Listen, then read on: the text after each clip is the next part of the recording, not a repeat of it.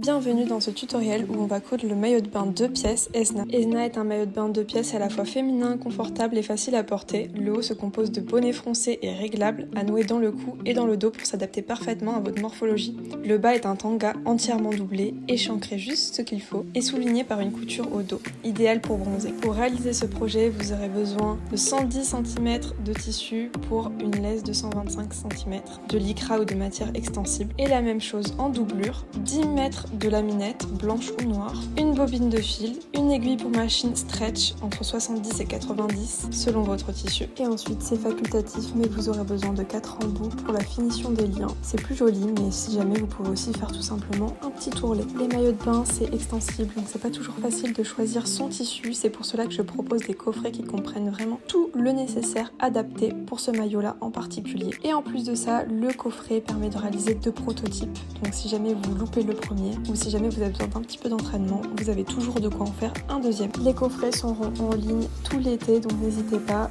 vous retrouverez tous mes coffrets que je propose sur mon site. Et on va passer sans plus attendre au montage. Si jamais vous avez besoin d'aide pour choisir les points à la machine, pour poser la laminette, je vous conseille du coup de regarder mes anciennes vidéos où je détaille vraiment comment faire chaque point sur du tissu maillot de bain. Donc vraiment allez voir ces vidéos là si jamais vous êtes perdu, parce que dans ce tutoriel on va vraiment se focus seulement sur le montage. Pour ce qui est du tissu, du tableau détail, du plan de coupe, je vous conseille d'aller voir directement dans le livret. Partez du principe que le plan de coupe c'est un plan de coupe qui est fait pour toutes les tailles du 32 au 50 et sur une laisse de 120 cm. Je ne peux pas faire un plan de coupe pour chaque taille, pour chaque tissu, donc vraiment si jamais vous faites une taille qui est différente, par exemple si vous faites un 34, n'hésitez pas à vous-même faire votre plan de coupe et chercher à optimiser le maximum de tissu pour qu'il vous reste le maximum de chute, ou plutôt le maximum de métrage pour réaliser un autre maillot de bain. Dans le livret, j'explique aussi comment diminuer l'échancrure, ajouter de la couvrance sur le fessier, ajuster un bonnet qui baille.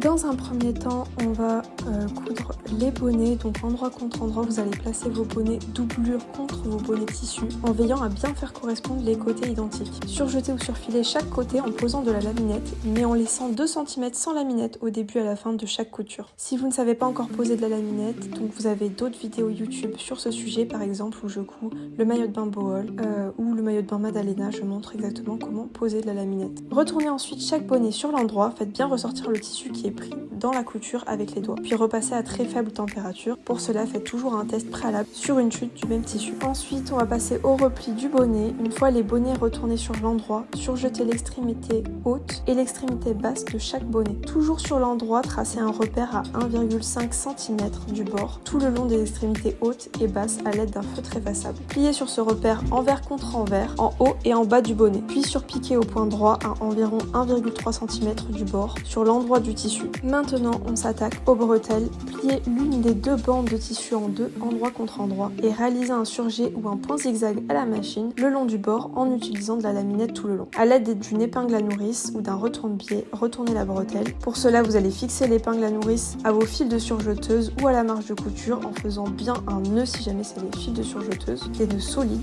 Glissez l'épingle à la nourrice à l'intérieur du tube, puis tirez doucement pour retourner. Allez-y progressivement pour ne pas abîmer le tissu. Et vous allez répéter la même opération pour la deuxième bretelle. Et on va finir en beauté notre haut de maillot de bain. Il ne nous reste que à passer et fixer les bretelles. Donc pour cela, vous allez passer vos 2 bretelles dans les coulisses, une en haut et une en bas. Et vous pouvez également croiser les bretelles au niveau du haut. N'hésitez pas à tester plusieurs façons de les nouer pour trouver celle qui vous convient le mieux. 2 finitions sont possibles pour les extrémités des bretelles. Si jamais vous n'avez pas d'embout décoratif, vous pouvez faire un repli d'environ 1 cm que vous surpiquez. Soit vous pouvez utiliser vos embouts décoratifs. Donc pour cela, passez-les par le plus petit trou. Vous faites un nœud, puis vous brûlez légèrement l'extrémité avec un briquet pour éviter qu'elle ne s'effiloche. Ou comme moi, si vous avez peur du feu, vous pouvez tout simplement couper le bout. Et avec le nœud, normalement, ça s'effiloche pas. Enfin, essayez le maillot de bain sur vous et épinglez l'emplacement des bretelles au niveau de la partie haute du bonnet une fois que vous êtes satisfaite. Fixez-les définitivement au bonnet en passant un point droit à la machine par-dessus la bretelle plus le bonnet. On passe déjà au tanga. On va coudre le dos du tanga endroit contre endroit. Placez vos 2 pièces tissu du dos du tanga bord à bord au niveau du milieu dos. Surjetez ou surfilez tout le long sans la minette. Et vous allez faire la même chose avec la doublure, mais très important, laissez une ouverture de 4 à 5 cm au milieu de la couture. Cette couture elle peut être faite soit à la machine à coudre, si vous êtes à l'aise, vous pouvez aussi la faire à la surjeteuse. Positionnez endroit contre endroit vos pièces entre jambes devant et dos en tissu, puis surjetez ou surfilez au point zigzag ou à la surjeteuse. Répétez la même opération avec la doublure. Par la suite, on va coudre le tour de cuisse et la taille, donc placez endroit contre endroit votre tanga doublure contre votre tanga tissu. Épinglez le tour de cuisse, surjetez ou piquez au point zigzag en posant la laminette 3 cm après le début de la couture et en l'arrêtant 3 cm avant la fin, très important. Surjetez ou surfilez ensuite la taille devant puis le dos, pareil en posant également de la laminette 3 cm après le début et 3 cm avant la fin de la couture. Retournez le tanga sur l'endroit, faites bien ressortir le tissu avec les doigts, puis repassez à très faible température après avoir fait un test sur une chute du même tissu. Bon, clairement c'est un peu l'une des étapes les plus difficiles, c'est qu'on va assembler les côtés du tanga. Vous avez l'endroit du maillot devant vous et par l'ouverture laissée au milieu dos, vous allez commencer à retourner sur l'envers un des côtés, par exemple le côté droit du dos. Puis en laissant votre côté droit du devant sur l'endroit et toujours en passant par l'ouverture du dos, coulissez soigneusement sans tordre le côté de votre devant côté droit à l'intérieur, endroit contre endroit du devant côté droit. Surjetez ou surfilez. Et pour réaliser cette opération, c'est vraiment important de ne pas avoir mis de laminette aux extrémités, sinon ça aurait créé des surépaisseurs. Cette étape est un peu complexe, mais juste ce qu'il faut retenir, c'est qu'il y a un côté qui doit être sur l'envers et un côté qui doit être sur l'endroit pour mettre en fait votre côté qui est sur l'endroit à l'intérieur de votre côté qui est sur l'envers pour être bien endroit contre endroit. Et la deuxième erreur à ne surtout pas faire, c'est évidemment de ne tordre du coup l'un des côtés, parce que sinon une fois que vous allez retourner, vous allez vous retrouver avec un côté qui est torsadé. Ça peut faire un effet, mais bon, je vous conseille pas. Vous faites pareil pour votre second côté, puis ensuite on va fermer l'ouverture qu'on a laissée dans le dos. Donc pour cela, vous allez épingler soigneusement l'ouverture en repliant les bords francs vers l'intérieur de la culotte. Puis à la machine à coudre, vous allez réaliser une piqûre au point éclair, un point zigzag serré, le long de cet ourlet au plus proche du bord, mais surtout